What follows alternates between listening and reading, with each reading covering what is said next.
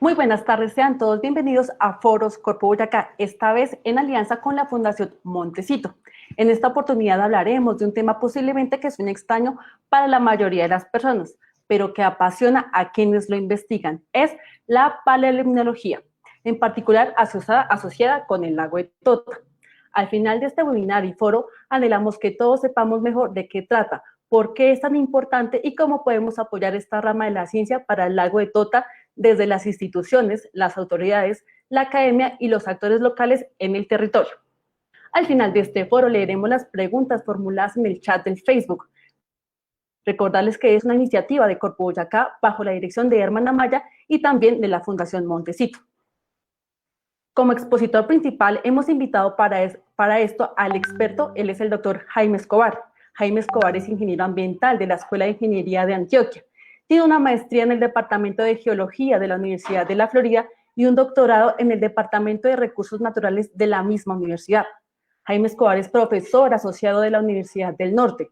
Su trabajo de investigación gira alrededor del estudio de sedimento del fondo de los lagos para reconstruir condiciones ambientales y climáticas del pasado. Estas son las 4 personas que acompañarán y organizarán este foro de hoy titulado Exploración de la memoria del lago de Tota, contexto y expectativa. Herman Amaya, director de la Corpo Boyacá, entidad coorganizadora de este evento. El doctor Jaime Escobar, expositor principal ya presentado anteriormente. Héctor Fonseca será el moderador de este foro. Héctor es ingeniero geólogo, especialista en gestión ambiental con maestría en ecología tropical. Candidato a doctorado, es docente investigador en el área de geología ambiental de la Escuela de Ingeniería de Geología de la Universidad Pedagógica y Tecnológica de Colombia. Felipe Velasco, director de la Fundación Montecito, ONG comprometida con el fortalecimiento de la gobernanza en el lago de Tota por más de 10 años. Él es otro de los organizadores de este evento. Ahora damos la bienvenida al señor director de Corpo Boyacá, Herman Amaya.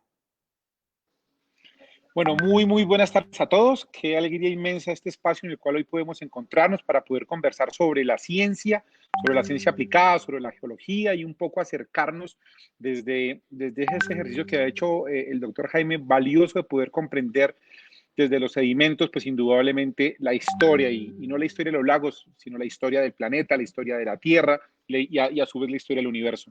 15.000 millones de años, Big Bang, formación de los planetas, la formación de los continentes y de alguna manera desde los sedimentos podernos acercar un poco a lo que ha sucedido en las últimas cientos y miles de años. Un agradecimiento inmenso a la Fundación Montecito por esta iniciativa. Es importante resaltar que no se hubiera podido llevar a cabo sin el liderazgo de la Fundación y de Felipe, su director, y pues qué alegría saber que está hoy moderándonos la UPTC, desde esa facultad tan importante que es la Facultad de Geología, una universidad que quiero, que valoro y que estimo y que llevo en el corazón. Estamos muy expectantes un poco porque comprender la historia del lago de Tota es comprender la historia de Boyacá, pero además también que eso nos sirva como un punto de referencia para comprender cómo podemos desde los múltiples lagos y lagunas que tiene el departamento de Boyacá comprender lo que ha sido la historia de la Tierra en este territorio. Quisiera yo con esto cerrar, y es cómo se vuelve importante recordar el municipio de Belén. Tiene, tal vez es el complejo lagunar más grande, más amplio de lagunas de la cordillera oriental, tal vez como unas 8 o 10 lagunas en tal vez apenas 30, 40 kilómetros cuadrados, y que nos permita pues indudablemente, después de lo aprendido en el lago de Tota, transitar hacia nuevas expediciones en otros cuerpos de agua del departamento de Boyacá. Por lo demás, un abrazo enorme y estaremos acá un poco hablando desde nuestra perspectiva, desde la dirección, el reto que nos viene para esta gestión del conocimiento y su aplicación en el territorio, en el campo. Un abrazo a todos y una vez más, muchas gracias. Gracias, señor director, y enseguida continuamos con el señor Felipe Velasco. Él es director de la Fundación Montecito y uno de los coorganizadores de este evento. Muchas gracias, Melissa. Bueno, de mi parte, pues doy la bienvenida a todos los que están conectados con unas palabras de agradecimiento, primero a Corpo Boyacá por facilitar la logística del mismo, de este evento, con tanta generosidad. Desde el primer momento en que le planteé esta temática al director, a Germán Amaya, lo acogió de inmediato con facilidad y con mucha generosidad. Así que a Corpo Boyacá, a usted, Germán, y a su equipo, muchas gracias. Al doctor Jaime Escobar, Muchísimas gracias a quien lo conozco hace cerca de 5 años o poco más. Cuando recibí su llamada hace unas semanas para dialogar esta posibilidad, pues me alegró muchísimo porque ha sido una persona que desde la ciencia ha estado muy cercana al lago de Tota y eso pues me satisface muchísimo y gracias Jaime por esa cercanía y esa perseverancia de ayudarnos a explorar el conocimiento de este humedal tan importante para el país y para el mundo. Y a Héctor Fonseca, amigo también de hace casi una década, muchas gracias de mi parte por aceptar la moderación de este evento. Héctor, su conocimiento científico, técnico y profesional y además amplia experiencia en la geología creo que es una garantía muy valiosa para elevar y poner el nivel, digamos, de esta discusión al final de la exposición en un plano muy enriquecedor para todos. Y también contar que el rol que desempeño como persona y como Fundación Montecito en esto no es otro, porque es un rol no científico, es el rol de tratar de conocer lo mejor posible esta temática de la voz de Jaime y de los científicos para cumplir una función de traducir este lenguaje de la ciencia a un lenguaje mucho más sencillo y mucho más comprensible al grueso, digamos, de los actores en el territorio. Esa es mi función y mi razón de ser. Gracias y bienvenidos todos. Cedo la palabra a Héctor como moderador, porque no sé. Bueno, muy buenas tardes. En primer lugar, un saludo muy cordial al doctor Germán Amaya. Un saludo también a Jaime. Bienvenido, Jaime, a Felipe y, lógicamente, a todas las personas que nos siguen a través del Facebook Live. Para la UPTC y para la Escuela de Ingeniería Geológica y para mí personalmente es muy grato hacer parte de este grupo de investigación que llegó hace aproximadamente 5 años, como hace referencia a Felipe, encabezado por Jaime Escobar, que lo tenemos el día de hoy, y investigadores internacionales de gran valía, como Broston Beer. Y yo debo ser sincero, hasta ahí solamente teníamos un conocimiento muy escaso de lo que es nuestro lago de Tota y sobre todo su cuenca también.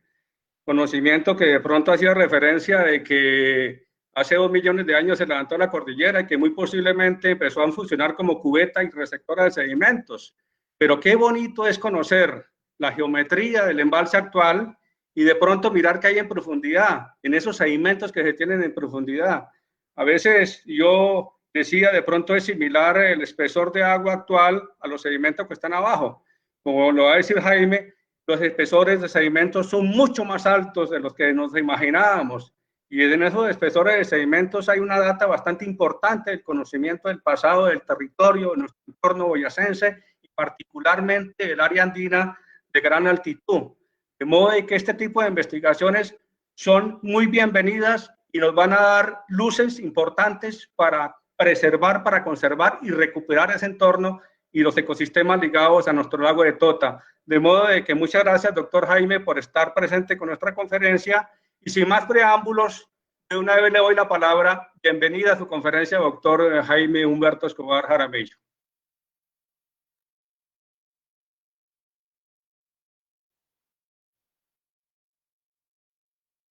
Muchas gracias a todos por la invitación. Muchas gracias a Corpo Boyacá y a su director Germán Amaya y también a la Fundación Montecito y a su director Felipe Velasco, que fueron las personas que están haciendo posible esto. Yo lo que quiero en este tiempo que tenemos es darles como una presentación de lo que hemos hecho en Tota y en algunos lugares altoandinos cercanos a Tota y en otras cordilleras también en Colombia, y mostrarles también cómo queremos seguir esta investigación y por qué es tan importante hacer este tipo de investigaciones. Después de una corta presentación que va a durar más o menos 20 minuticos, 20, 25 minutos, entonces yo creo que podemos tener como una discusión abierta para las preguntas que ustedes puedan tener.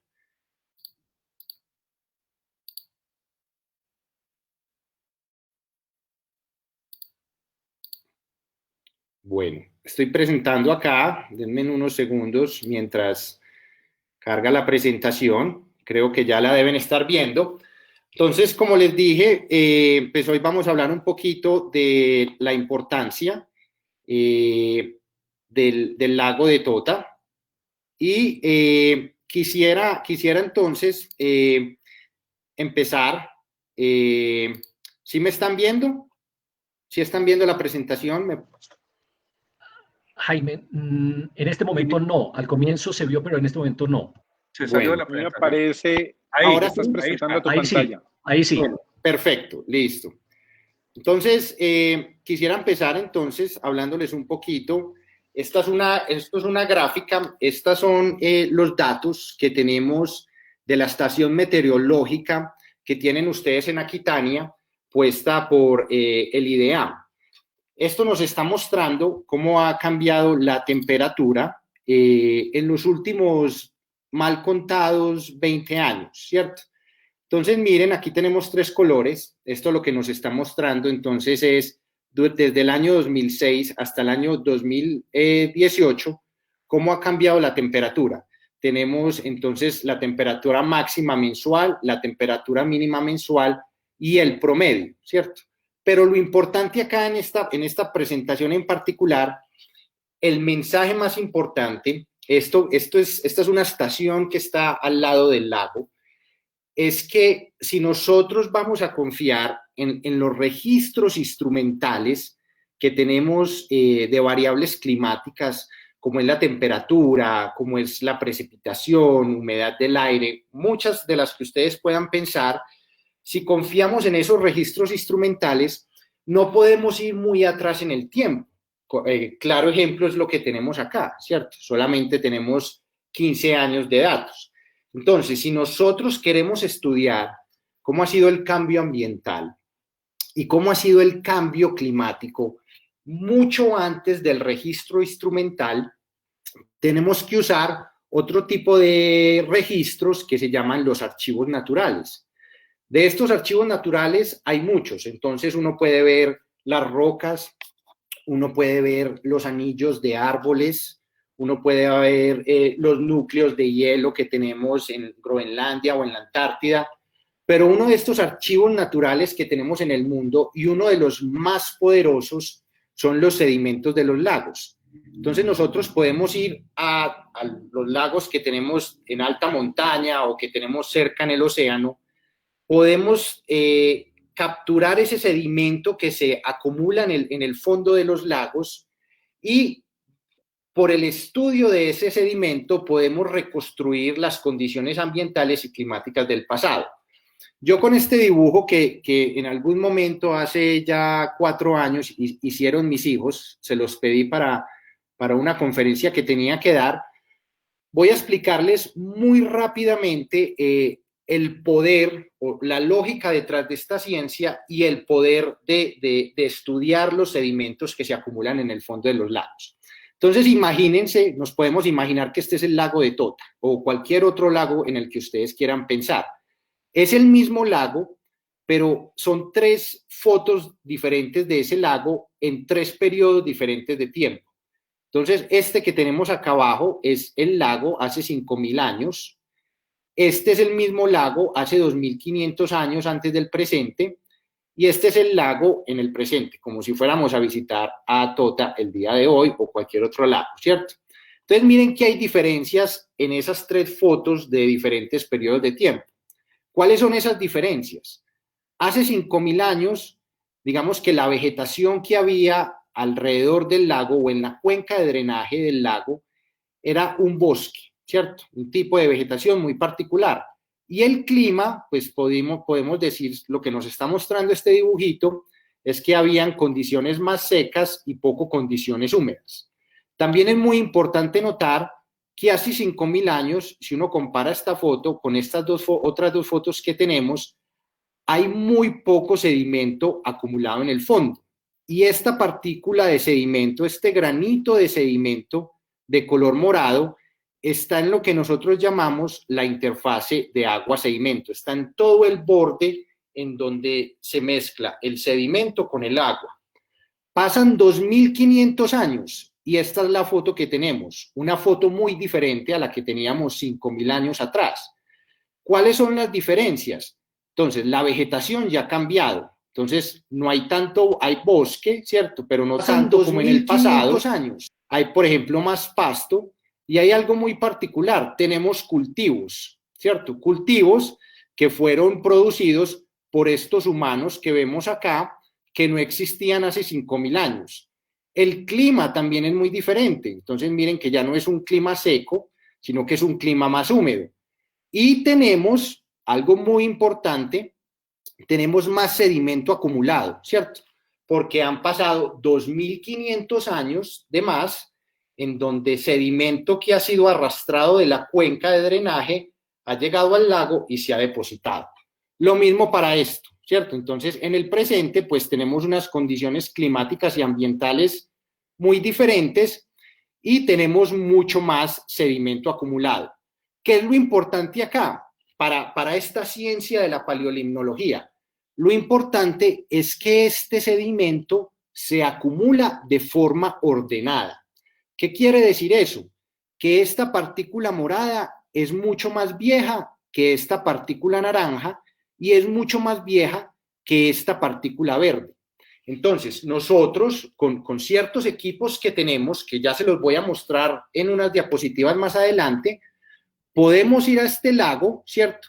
Y sacar un núcleo o un tubo de sedimento, llevar ese sedimento al laboratorio, estudiarlo y lo que nos van a decir esas partículas de sedimento es un espejo, es como una señal, es la historia de cómo ha cambiado el clima a través del tiempo, cómo ha cambiado la vegetación a través del tiempo y cómo han cambiado las condiciones de la columna de agua del lago en sí a través del tiempo. Entonces, yo espero pues que con este dibujito haya quedado como un poco claro pues la fuerza de esta ciencia. Yo les quiero mostrar esto también. Esto es una investigación que publicamos hace poco. Voy a pasar muy rápido por ella, pero que sea como un llamado a todos nosotros para que despertemos un poco y veamos que tenemos que seguir trabajando en este tipo de ciencia en los trópicos en general y en Colombia pues aún más, que es donde estamos.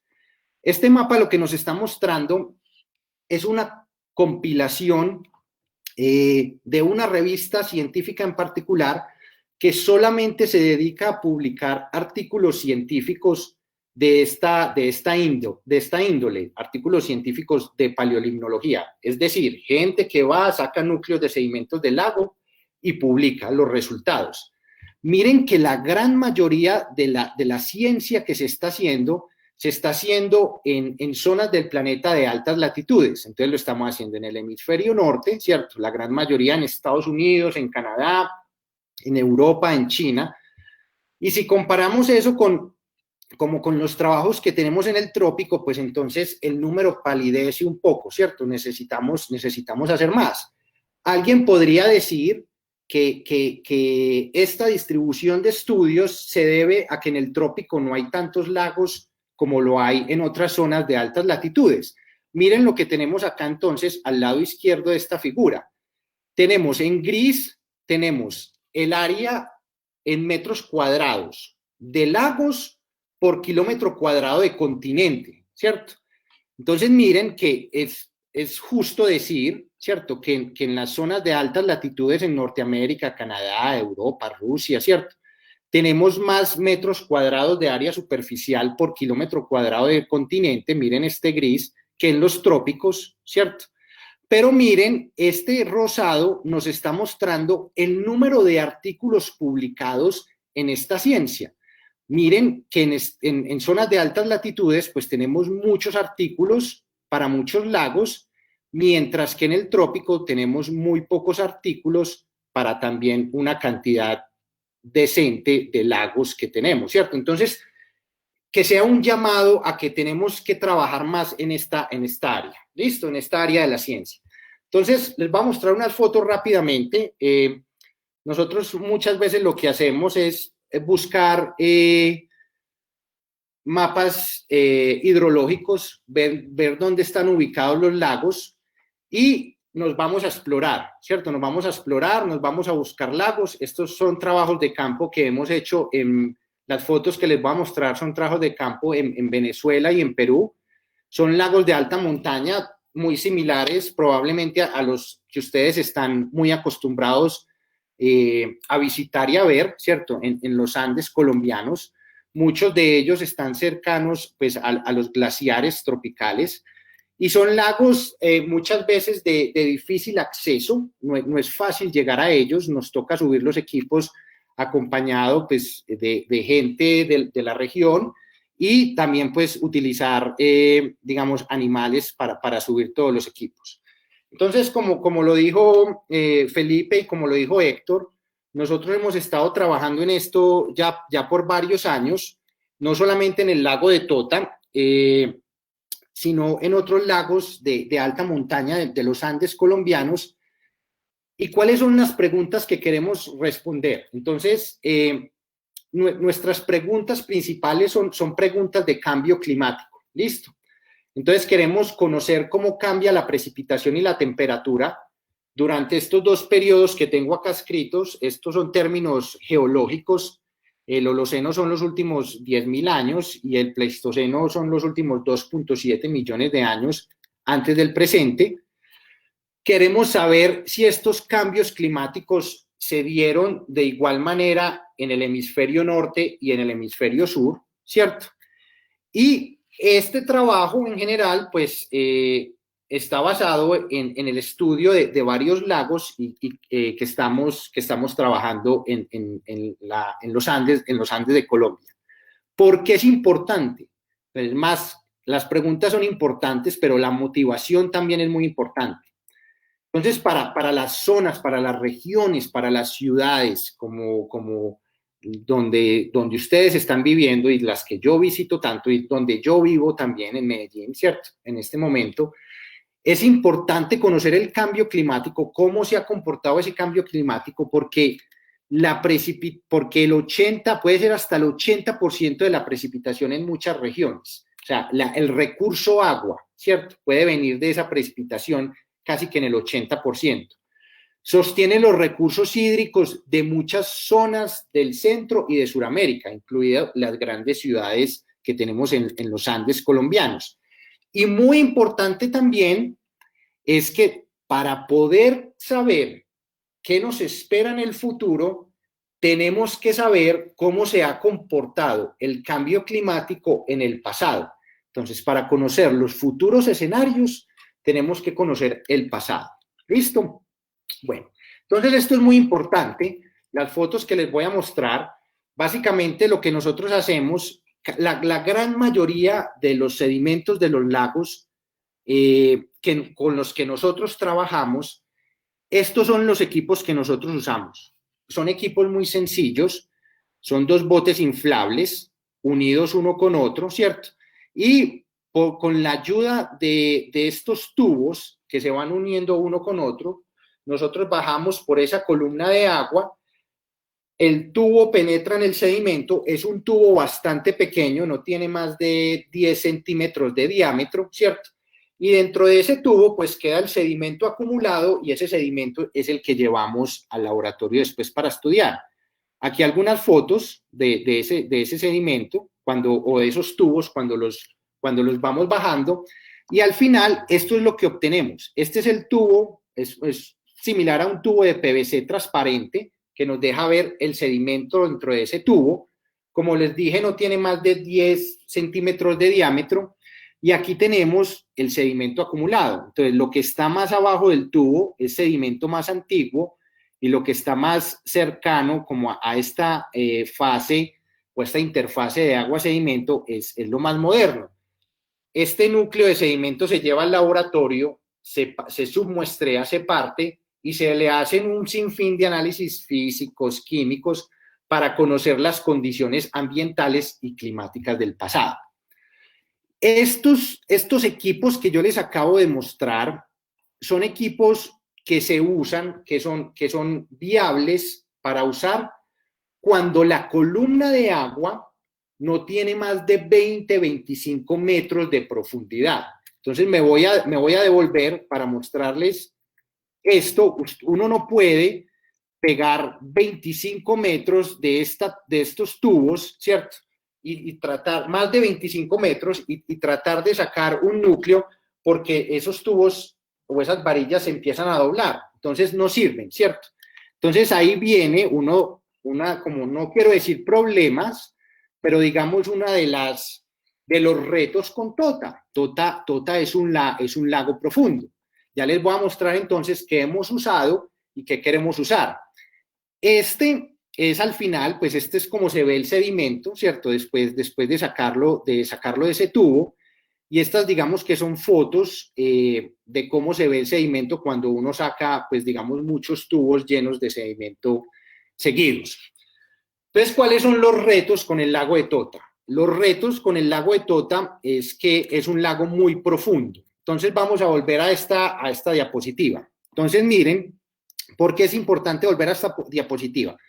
Porque les voy a mostrar entonces los retos de Tota. Entonces, si uno quiere sacar un núcleo en la parte más profunda, que tiene alrededor de 65 metros de profundidad de columna de agua, ese equipo que yo les acabo de mostrar no sirve, ¿cierto? No sirve pues porque uno no puede bajar tantos tubos, ¿cierto? Entonces hay unos equipos que se puede usar.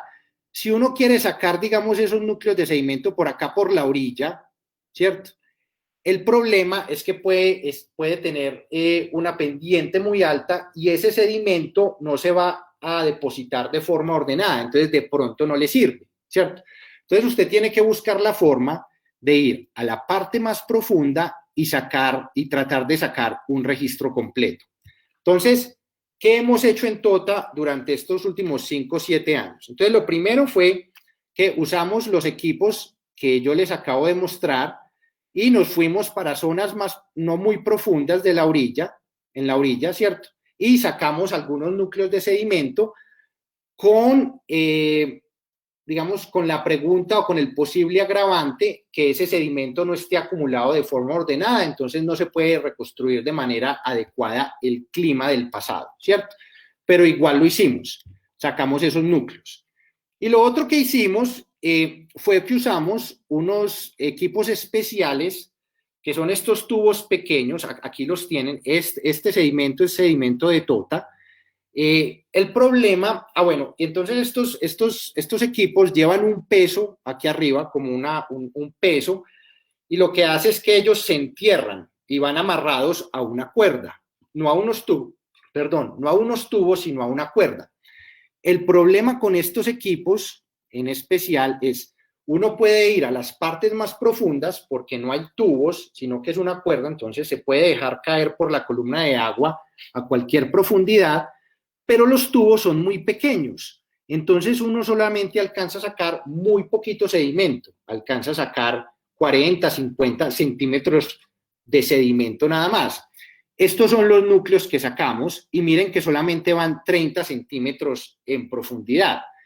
Cuando sabemos, por algo que ya les voy a mostrar, que Tota tiene mucho sedimento acumulado, ¿cierto? Esa es una de las grandes ventajas que tiene Tota y que se debe explotar científicamente. Volvemos acá, ¿por qué? Porque miren que los lagos se van llenando de sedimento, En algún momento todos los lagos tienden a desaparecer. Eso científicamente se llama la ontogenia de un lago, la historia de un lago.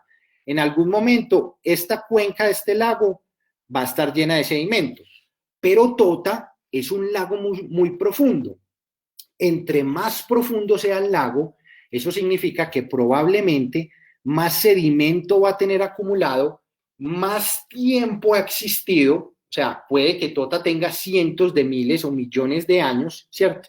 Entonces tiene un registro del cambio climático y ambiental que no tienen lagos poco profundos, un registro climático y ambiental de cientos de miles de años atrás y probablemente de millones de años atrás. Entonces eso hace a Tota muy importante. Lo difícil es que para sacar usted todo ese núcleo de sedimento, usted tiene que ir a la parte más profunda. Estos equipos no le sirven, ¿cierto? No sirven porque sacan muy poquito sedimento y los que tienen tubos que les acabo de mostrar tampoco sirven, pues porque esos solamente se pueden usar con una columna de agua de 20 metros nada más. Entonces hay que empezar a pensar cómo sacar ese registro completo o más largo, ¿cierto?, de sedimento en la parte más profunda de Tota.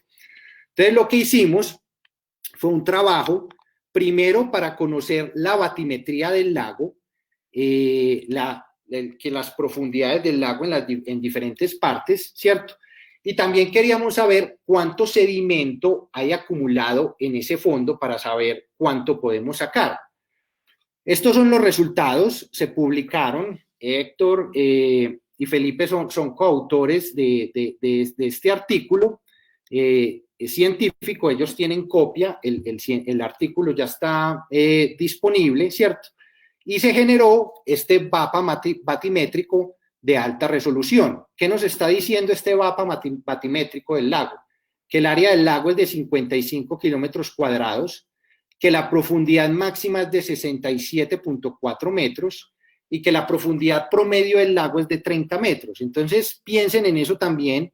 Ni siquiera la profundidad promedio del lago es mucho mayor que la profundidad para la que se pueden usar estos equipos. ¿Listo?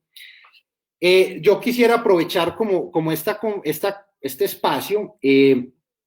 Este artículo ya está publicado. El que quiera una copia se le puede entregar. Felipe y Héctor tienen, pero también quiero, digamos que aprovechar esta oportunidad. El que necesite los datos de la batimetría se pueden compartir citando, pues, obviamente, el artículo científico en mención, pero digamos que los datos de la batimetría del lago están disponibles para cualquier persona que los necesiten. No es sino, pues, que se comuniquen conmigo y yo se los hago llegar. ¿Listo? Entonces, otro de los trabajos que hicimos fue conocer cómo estaba depositado ese sedimento en el fondo. No voy a entrar mucho en detalle en esto, pues, porque no es como la idea en este momento, pero digamos que alguien que trabaje en este tema de ciencia en particular se puede dar cuenta que aquí hay diferentes como paquetes de sedimento. Entonces, este verde es un paquete de sedimento, este morado es otro paquete de sedimento, y así sucesivamente. Y miren que estos paquetes de sedimento, digamos que están ubicados en el fondo de diferente manera. Esos son paleoplayas del pasado. ¿Por qué es importante? Porque las paleoplayas nos dicen cómo ha cambiado el nivel del agua a través del tiempo. Entonces uno puede reconstruir esas paleoplayas, y miren, aquí tenemos la edad en miles de años antes del presente, y aquí tenemos la regresión, el retroceso de la playa desde el punto presente. ¿Qué quiere decir esto? Que hace más o menos 15.000 años antes del presente, la playa, el borde del lago, estaba 100 metros más o menos hacia atrás del nivel actual que tienen en este momento. Entonces, esto, digamos que es una reconstrucción de los niveles del agua del lago de Tota durante los últimos 60.000 años. ¿Listo? Esto está en preparación. Felipe y Héctor lo mencionaron al principio, que estos estudios son muy importantes porque nos ayudan a conocer el entorno de la cuenca de drenaje. Esta es todos estos nombres que ustedes están viendo acá son diferentes especies de plantas. Entonces, lo que nosotros hacemos con este sedimento es reconstruir cómo ha cambiado el bosque a través del tiempo. Y esta es cada una de esas, digamos, especies de plantas que usted puede encontrar, que se preserva esa señal en el sedimento, y al final usted puede hacer esa reconstrucción de cómo ha cambiado la vegetación a través del tiempo. Y yo no voy a entrar en detalle en esto, porque no es la idea, pero digamos que este es el objetivo que nosotros buscamos con estos estudios. Nosotros buscamos reconstruir las condiciones climáticas alrededor de Tota o alrededor de los lagos donde trabajamos, que es este que tenemos acá. Esto es Tota, ¿cierto? Y compararlo con registros climáticos de muchas otras partes del mundo. Entonces, si podemos compararlo con muchas otras partes del mundo, digamos, esto es en Venezuela, esto es un nevado en Huascarán, por aquí tenemos otro en Venezuela, esta es la Laguna Cocha en Colombia, esto es en el Salar de Uyuni en Bolivia. Entonces nosotros empezamos a comparar todos estos registros de cambio climático y al compararlos podemos saber cómo se comporta el clima a nivel regional. Entonces, al final, esto es lo que nosotros científicamente, esto es lo que nosotros buscamos, saber cómo ha cambiado el clima en una área particular, como Tota, por ejemplo, como Boyacá, por ejemplo, y luego compararlo con otras partes del mundo para tratar de entender cuáles son las causas de ese cambio climático. Entonces, eso es lo que hemos hecho. ¿Qué sigue? Sigue que nosotros queremos sacar un núcleo de sedimento que sea un poco más largo de 40 centímetros y que no esté muy cercano a las playas. Entonces queremos sacar un núcleo de sedimento más profundo y en una columna de agua mucho más alta. Tenemos que ir al centro del lago, ¿cierto? Entonces lo que estamos buscando es financiación científica para tener este equipo, ¿cierto? Son 2 lanchas comunes y corrientes como las que se usan en Tota para transportar turistas.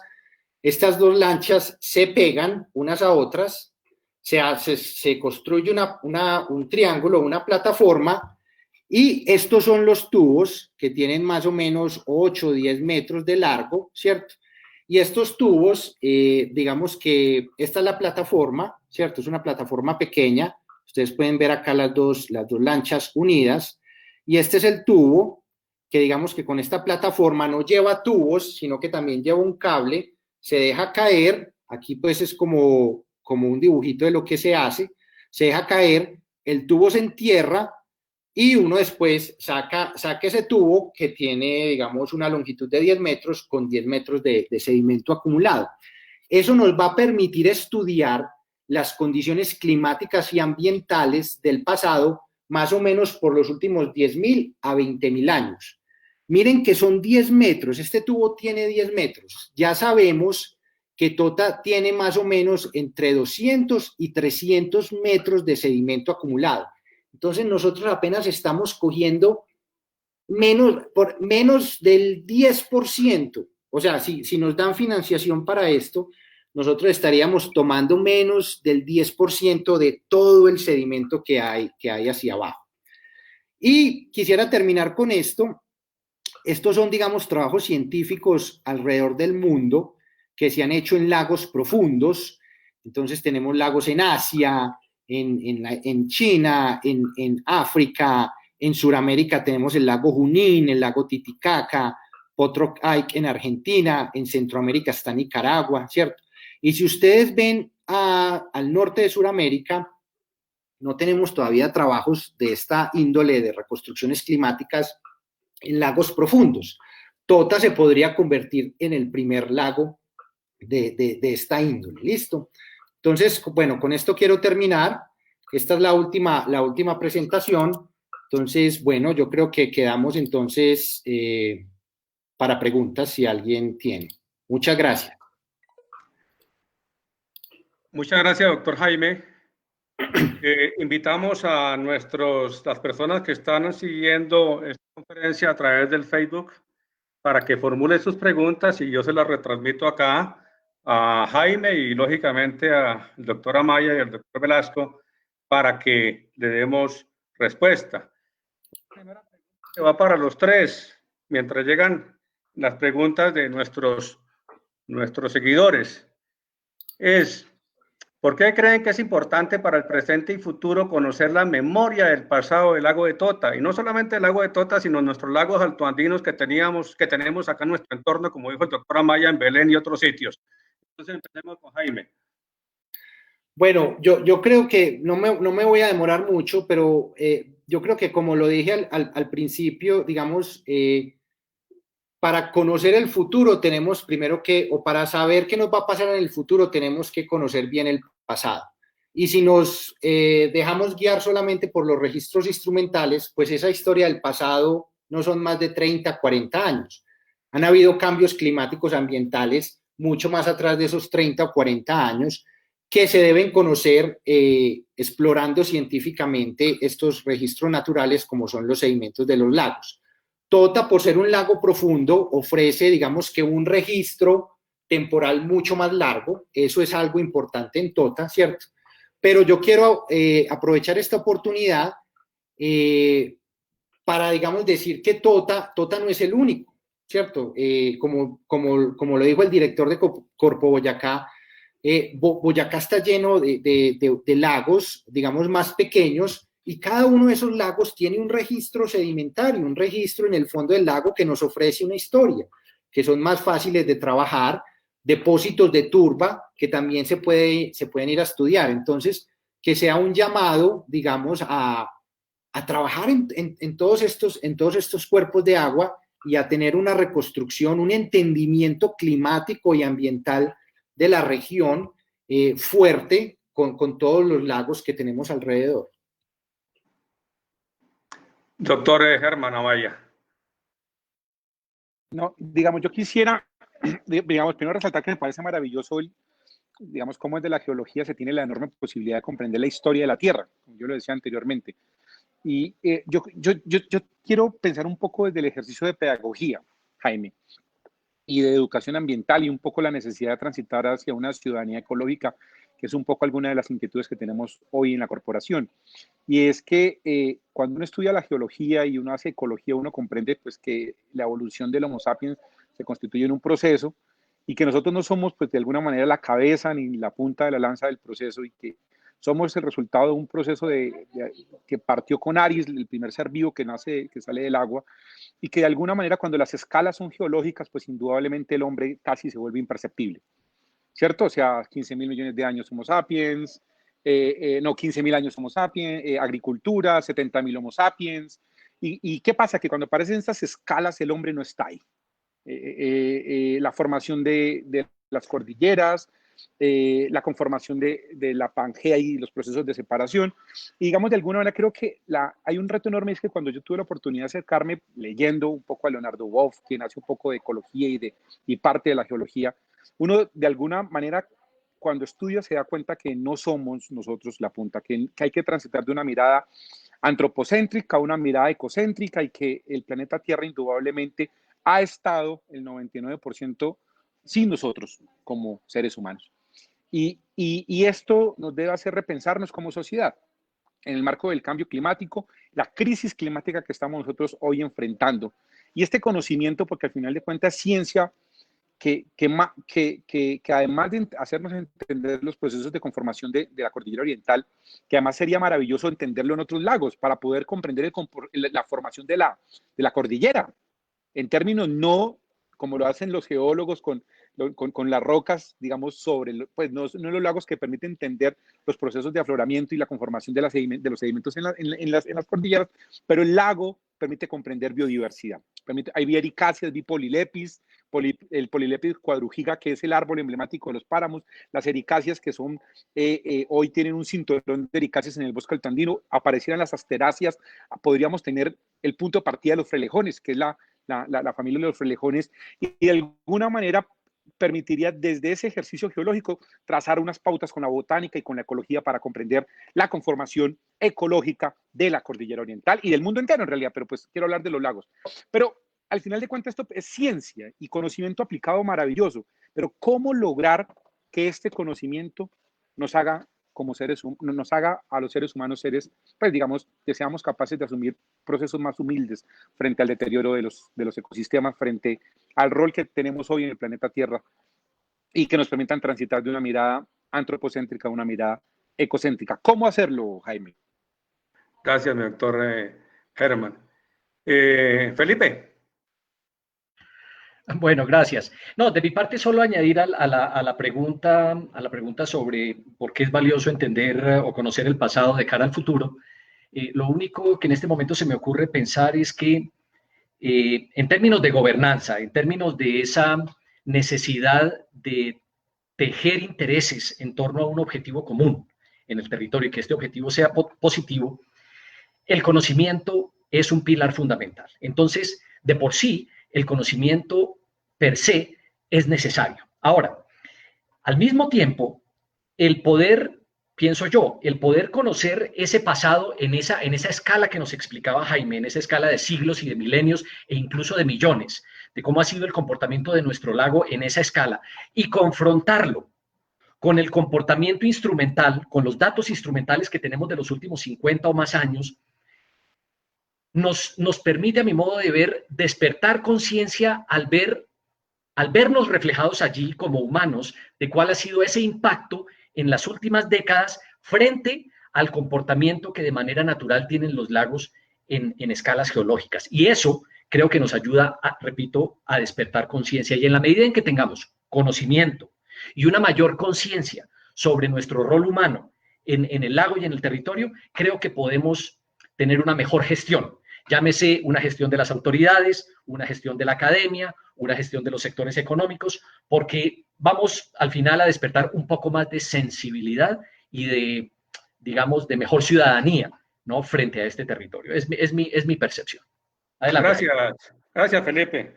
Bueno, aquí hay más bien es como una petición para el doctor Germán, para Felipe, para Jaime, Humberto, mirar la posibilidad de cómo la gente puede llegar a ese insumo de la batimetría y los artículos que se están generando. Entonces yo creo que podemos colocar como facilitadora a Corpo Boyacá y Fundación Montecito, ¿o qué opinan ustedes? Para que tengan acceso a esa batimetría. Bueno, me voy a tomar un momento, primero para actualizar o complementar un poco con los comentarios que se hicieron ahorita por parte de Germán y Felipe, y luego les digo cómo es muy fácil cómo obtener estos datos. Entonces, lo primero, para complementar lo de Felipe, es que a mí me parece muy importante que, o sea, yo creo que uno quiere lo que conoce, ¿cierto? Uno ama lo que conoce. Entonces, yo creo que entre más conozcamos de la región, pues más apropiación vamos a tener, ¿cierto? Eso es lo primero. Y segundo, para complementar un poco también lo que decía Felipe sobre los cambios que estamos viendo en este momento, digamos que Tota y muchos de estos lagos de alta montaña nos ofrecen una oportunidad única de comparar la región con la presencia antrópica y la región sin la presencia antrópica, ¿cierto? En el tiempo geológico ha existido cambio climático. Y ese cambio climático, pues, se ha dado por condiciones naturales, ¿cierto? Entonces, es muy interesante que estos sedimentos nos ofrezcan la oportunidad de comparar el cambio climático con presencia humana y el cambio climático sin presencia humana. Entonces, eso es una oportunidad muy importante. Y les quería adelantar, entonces, que, digamos, con estos datos, yo les mostré algo de polen. El polen es una herramienta que nos permite reconstruir las condiciones climáticas, ¿cierto? Las plantas viven, ciertas plantas, la ecología nos dice que ciertas plantas pues van a vivir con condiciones ambientales particulares, condiciones diferentes de precipitación y temperatura. Entonces nosotros viendo las asociaciones, el conjunto de diferentes plantas de flora que hemos encontrado en los diferentes niveles de esos núcleos, nos permiten reconstruir cambios de temperatura y de precipitación a través del tiempo. Los comparamos con los cambios de temperatura que muestran el registro instrumental, y los cambios de temperatura del registro instrumental son mucho más fuertes y más rápidos que los cambios que estamos viendo con las reconstrucciones del polen, ¿cierto? Entonces esto nos dice que existe una diferencia de ese cambio ambiental. Entonces eso era lo que quería añadir, ¿cierto? Los artículos, si quieren ver las figuras y los artículos, pues están disponibles. Yo creo que Héctor tiene el artículo, Felipe tiene una copia del artículo. Si quieren los datos en bruto de la batimetría, me escriben un correo. Mi correo es jhescobar@uninorte.edu.co. Lo voy a repetir, jhescobar@uninorte.edu.co. Me hacen la solicitud y yo se los hago llegar, ¿cierto? Recuerden que estos datos ya están publicados, entonces digamos que se debe citar esa publicación cuando lo vayan a usar, pero son pues como en ese sentido, pues si necesitan hacer un mapa para otra publicación o para lo que ustedes lo consideren importante, pues están disponibles. Para Jaime, una pregunta de Oscar Rommel. A pesar de ser una muestra tan pequeña del total de sedimentos, ¿qué se puede concluir de lo encontrado en Tota y qué se viene para las futuras investigaciones? Bueno, entonces, digamos, se han encontrado muchas cosas. Nos sorprendió gratamente la cantidad de sedimento que hay acumulado. No creíamos que fuera a haber tanto sedimento. Eso es lo primero. Como se los dije pues anteriormente, es un paquete de sedimento de 200 a 300 metros. Si en algún momento existe la posibilidad, eso está años a futuro, existe la posibilidad de sacar esos 200, un tubito con 200 metros de sedimento. Eso nos va a permitir reconstruir los cambios climáticos y ambientales por cientos de miles de años atrás. Como decía el director de Corpo Boyacá, Hernán, eso, digamos, nos va a permitir ver la llegada de ecosistemas, la salida, entender el páramo, muchas cosas. Entonces, eso es lo primero, ¿cierto? Lo segundo es que con estos núcleos cortos de 30 centímetros, digamos que pudimos reconstruir el cambio climático por los últimos 1000 años, esos 30 centímetros son más o menos 1000 años. En la ciencia de la climatología, en los últimos 1000 años, hay dos periodos de tiempo muy importantes, que son el periodo cálido medieval y algo que se llama la pequeña edad de hielo, que se han visto globalmente, son cambios globales climáticos. Los estamos viendo en el registro sedimentario de Tota. Entonces, digamos que estos cambios climáticos se dieron en esta zona y eso lo estamos, digamos, encontrando con el registro del polen. Entonces, eso va a ser publicado dentro de unos meses, ya se está preparando la publicación. Y, digamos, tenemos una persona que graduada de la UPTC, creo que es bióloga, se fue a estudiar al exterior, ya regresa y va a trabajar con nosotros, va a trabajar en el núcleo en la reconstrucción del polen también a escalas un poquito más largas. ¿Qué se viene? Se viene tratar de buscar financiación, que es lo que estamos haciendo, para poder sacar un núcleo de sedimento, ya no de 40 centímetros, sino queremos sacar 10 metros de sedimento en la parte más profunda, que son las partes planas. Entonces, de ahí vamos a estar seguros pues, de que el sedimento está acumulado de forma ordenada. Esos 10 metros nos van a permitir reconstruir más o menos pensamos que los últimos 40, 50, 60 mil años antes del presente. Gracias, Jaime. Sí. Una pregunta que va para el doctor Amaya, y la formula Poncho Alfonso Martínez Santos. ¿Cómo pueden articular acciones con las alcaldías municipales y, lógicamente, también con este plan de acción de Corpo Boyacá en estas investigaciones en el futuro inmediato? No, yo creo que ahí tenemos un reto enorme y no es solo con las alcaldías, sino, digamos, con todos los municipios. Yo estoy pensando ahora que en la última reforma del Sistema General de Regalías, Jaime y Felipe, para lo que tengan presente el profe, se destinó creo que si no estoy mal, como el 5% del Sistema General de Regalías para gestión ambiental. Y de alguna manera se va un rubro muy importante de recursos al Fondo de Ciencia, Tecnología e Innovación, al cual se puede acceder por convocatorias pues, abiertas y competitivas para todo el país. Y esto implica, aparecieron 1 billón de pesos para el sector ambiental, para diferentes fondos. Lo que nos pide un reto enorme es, con el apoyo de la corporación y de todos los actores acá hoy presentes, formular un proyecto que permita comprender desde la perspectiva del análisis del cambio climático la conformación de los diferentes cuerpos lagunares del departamento de Boyacá y presentarnos a esa convocatoria, profesor Jaime Humberto, con el apoyo de la corporación y articulado con los municipios, no solo pensando en Tota, estoy de verdad pensando en que podamos comprender un poco el rol de lo que ha sucedido con los ecosistemas. Yo tengo una gran relación con los ecosistemas de páramo, porque al final de cuentas son reguladores hídricos para Colombia, ¿no? Y de verdad nos hace falta un montón de conocimiento de los ecosistemas de páramo, un poco desde esa mirada de los 5.000, 10.000, 15.000, 20.000, 50.000 años, que podamos comprender un poco su proceso evolutivo y entender un poco cómo era el mundo sin estos ecosistemas de páramo. Creo que hay un reto enorme y este proceso de articulación pues se hará de la mano de las alcaldías municipales, no solo de la Cuenca del Lago de Tota, sino de toda la jurisdicción.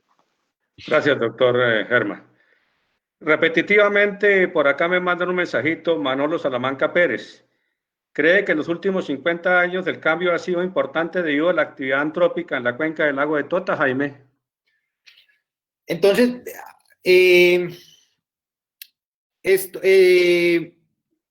yo no sé si durante los últimos 50 años, digamos que en principio se podría investigar usando los sedimentos, ¿cierto? Ahí hay dos cosas muy importantes.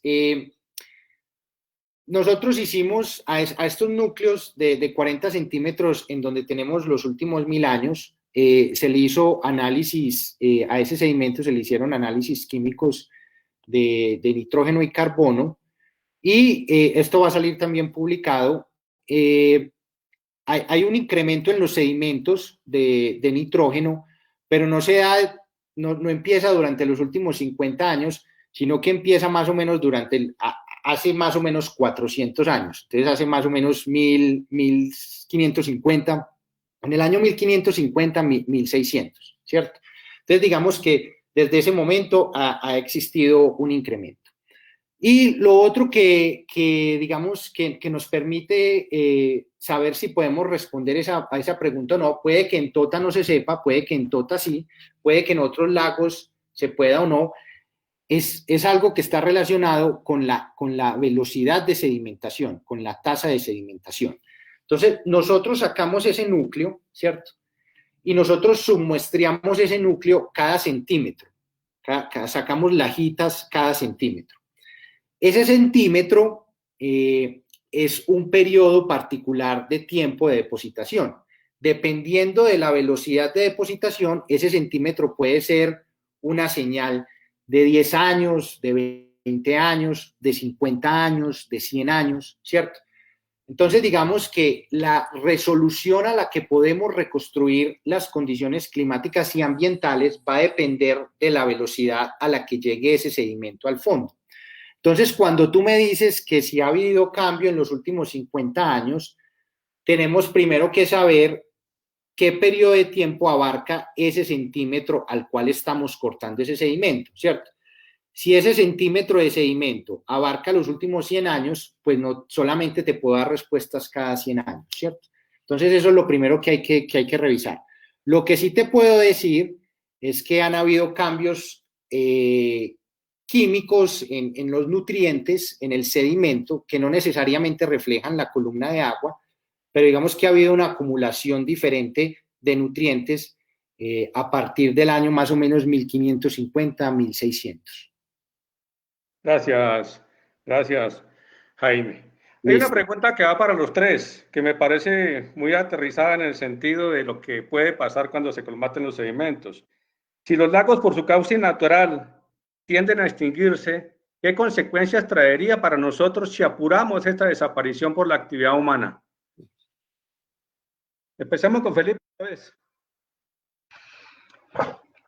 Bueno, Héctor, pues es una tremenda pregunta, creo yo, pero lo que primero viene a mi mente para responder es que, bueno, de una parte, a partir del conocimiento de esta ciencia, como decía antes, podemos ser mucho más conscientes con el fin de mitigar, digamos, ese efecto de acumulación de sedimentos en el lago y retrasarlo lo máximo posible. A sabiendas, como bien explicaba Jaime, de la ontogenia, ¿no? Que es un fenómeno que llegará tarde que temprano. Y en ese sentido, lo otro que puedo opinar es que eso nos invita como sociedad en general, quiero decir ciudadanía y autoridades, a anticiparnos lo suficiente a esos eventos, a pensar desde ya, no en esas escalas de corto plazo a la que estamos acostumbrados a pensar en el país, ¿no? Planes de desarrollo a 4 años, planes de ordenamiento a 10 años, y todos son escalitas, ¿no? De muy pequeña duración, y creería que esto nos invita a pensar a 50 o a 100 años desde ya, ¿no? Y eso me parece que es una pregunta interesante en ese sentido, para añadir ese cuestionamiento, ¿no? Al momento de discutir los próximos planes de desarrollo, sea a nivel nacional, regional o municipal. Anticiparnos lo suficiente a esas consecuencias y estar preparados y comenzar a trabajar en esa preparación desde ahora. ¿Qué opinas, Jaime? Jaime. Eso, entonces, a ver, entonces como existe el proceso de ontogenia, que es un proceso natural, ¿cierto? Al fondo de los lagos va a llegar material particulado que puede venir de dos partes, puede venir de la cuenca de drenaje o puede ser, ese mismo material puede ser producido en la columna de agua, ¿listo? Ese proceso de colmatación, pues se puede acelerar, ¿cierto? Se puede acelerar por procesos de deforestación, de erosión en la cuenca de drenaje, si hay más producción de materia orgánica en la columna de agua, procesos de eutroficación, por ejemplo, y no es algo nuevo, ¿cierto? No es algo nuevo.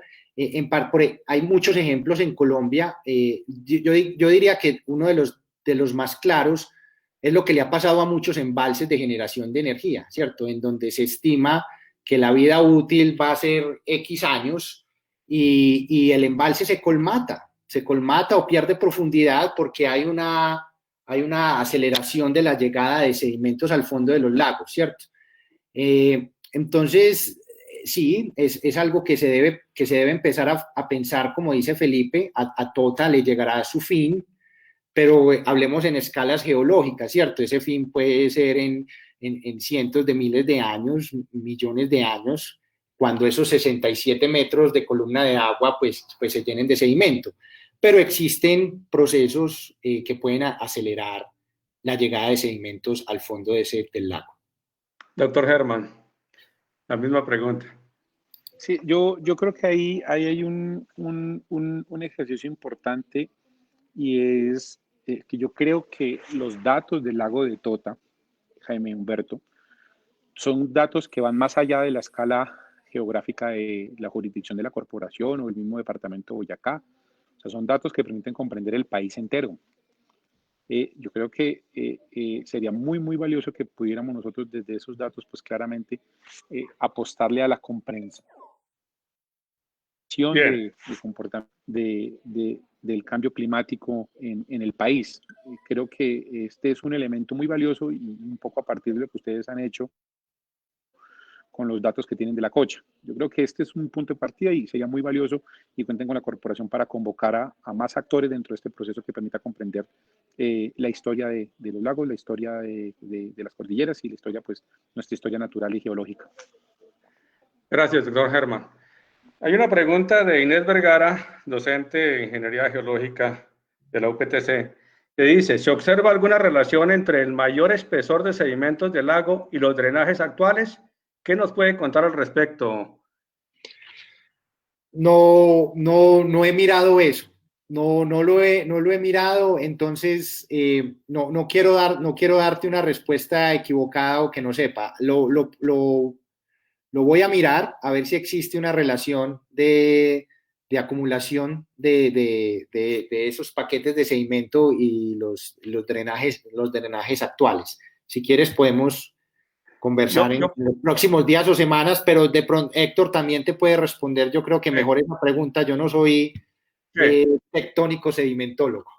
Sí, de cierta manera con la batimetría que se hizo y teniendo en cuenta justamente esa distribución geológica en profundidad, uno ve un alineamiento prácticamente de la isla San Pedro y ese compartimento, digamos, más oriental del lago de Tota, la parte noreste. Ahí básicamente tiene la llegada uno de los ríos que más ha aportado sedimentos. Entonces, prácticamente ese compartimento sería el que se colmataría primero que el resto del lago de Tota. Esto es para hacer una proyección, digamos así.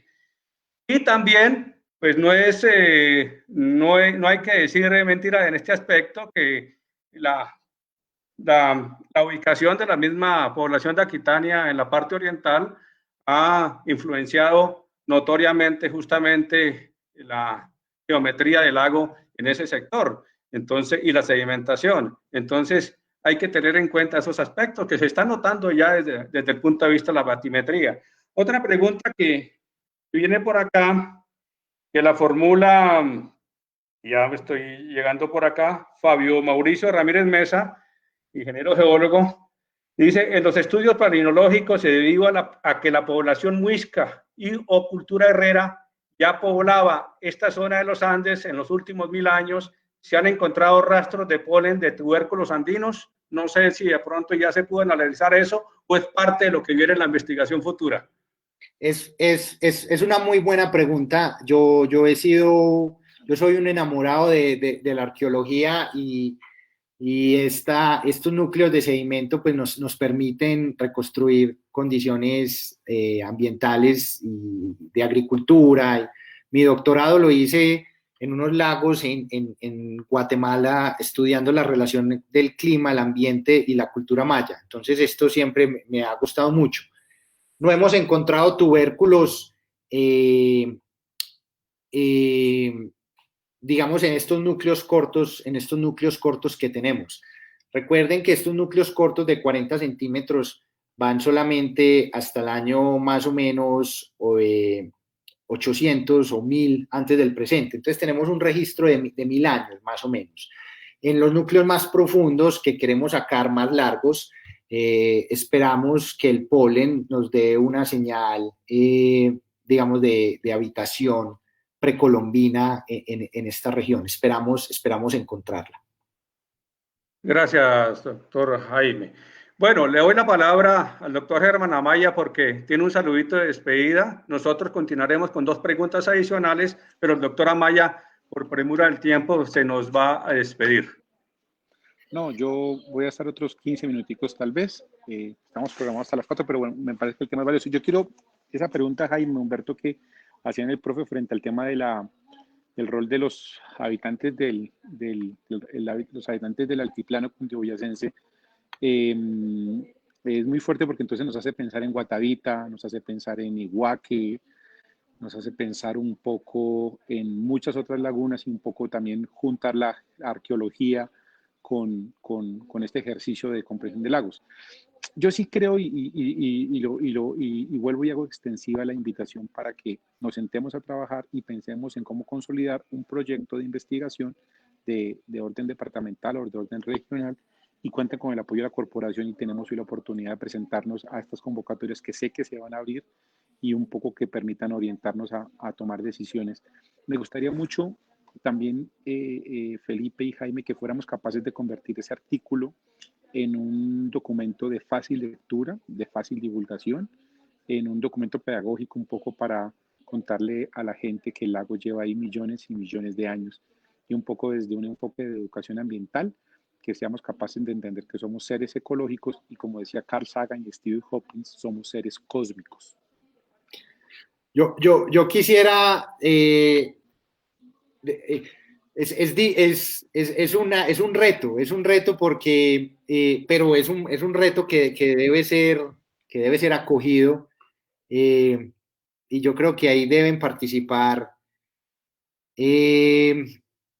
gente que sepa de esto, Felipe y muchos otros si quieren. No es fácil comunicar esa ciencia, a mí en particular me queda muy difícil, no estoy preparado para eso. Pero veo la importancia de hacerse y creo que se debe hacer, no sé, una cartilla. Ya hay periodistas científicos o comunicadores que saben más de esto que obviamente que yo, ¿cierto? Pero sí creo que es muy importante, definitivamente se debe hacer. Gracias, doctor Jaime. Hay otra pregunta de Filipo Báez que dice, ¿qué han dicho en términos de cambio climático los estudios similares desarrollados en los lagos del hemisferio norte? Es decir, ¿qué tanta precisión puede agregar estos estudios en los modelos actuales de predicción de cambio climático? Jaime. Espere, yo pienso cómo responder esa pregunta. Entonces, voy a tratar de ser lo más simple que pueda y corto en tiempo. El paradigma o la idea principal que se tiene de cómo funciona el clima en este momento en los trópicos es que mucha de la precipitación que tenemos en los trópicos, tanto del hemisferio norte como del hemisferio sur, está básicamente moderado por grandes procesos. Entonces está el fenómeno del Niño y la Niña en el Pacífico y está el movimiento de la zona de convergencia intertropical. Es esta banda de precipitación que gira del hemisferio norte al hemisferio sur y que lo hace anualmente. Entonces, por eso es que digamos, muchas partes de Colombia tienen pues como esa precipitación bimodal de 2 periodos secos y de 2 periodos húmedos, es porque esa banda de precipitación pasa. Lo que nos dice entonces es que cuando los trópicos del hemisferio norte son húmedos, abajo no está esa banda de precipitación, son secos. Y el contrario, cuando esa banda de precipitación baja a los trópicos del hemisferio sur, tienen precipitación en Bolivia, en Perú, ¿cierto? Y nosotros estamos secos, ¿cierto? Eso es lo que nos dicen, digamos, los registros hasta el momento. Nosotros, con los estudios que hemos hecho, pues nos hemos dado cuenta que hay veces funciona esa idea y hay veces no, que hay veces los periodos de tiempo que nosotros estamos estudiando con estos núcleos coinciden en que ambos hemisferios son húmedos o ambos hemisferios son secos. Entonces deben haber otras variables que todavía no estamos entendiendo, que no conocemos, que están explicando por qué los continentes, los hemisferios están, digamos, manejando, se están viendo de como no se deberían ver por ese movimiento de la ITCC. En términos de registros, digamos, registros de alta resolución en el trópico, hay mejores en el hemisferio sur. Entonces, en el hemisferio están los núcleos.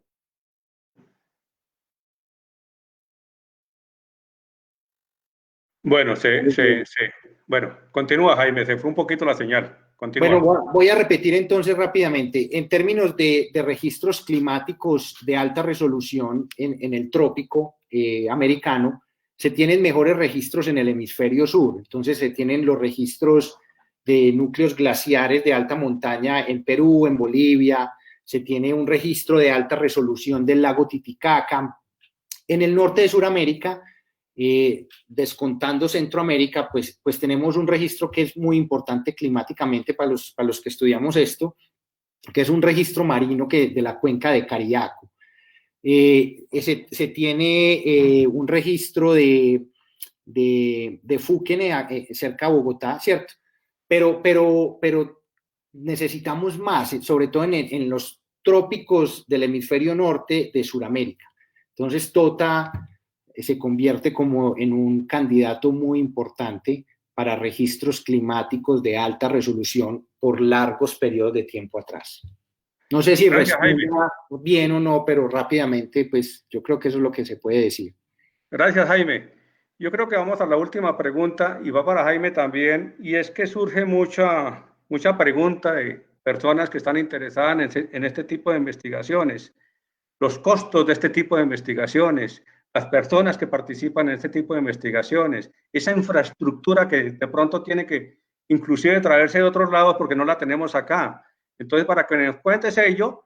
Y otra partecita también importante, Jaime, la ligo de una vez ahí, que muchas personas dicen, ¿no será que nos están metiendo gato por liebre con estas investigaciones para de pronto investigar cuestiones de minería? Entonces, aclaremos eso, Jaime, de una vez. Bueno, entonces, la primera, entre menos profundo sea el lago, más fácil de sacar ese sedimento. Si el lago tiene menos de 20 metros de profundidad o no tiene columna de sedimento, columna de agua, perdón, ya está completamente colmatado o digamos que es una turba de las muchas que hay en el páramo, yo diría que es relativamente fácil y barato de sacar ese núcleo de sedimento, ¿cierto? Si uno, digamos, cuenta con los equipos. Bueno, entonces eso por ese lado. Entre más profundo sea el lago, más equipos especializados se necesitan, más costosa se vuelve la penetración de esa capa de sedimento. En Colombia, que yo conozca, no tenemos equipos para hacer la penetración que queremos hacer en el fondo, ¿cierto? En la parte más profunda de la columna de agua, y por eso en este momento estamos escribiendo propuestas, ya hemos mandado algunas, buscando financiación internacional para sacar un núcleo de sedimento de 10 metros de profundidad en columna de agua de 67 metros. Eso es lo que queremos hacer, ¿listo? Esa es la primera parte. La primera parte.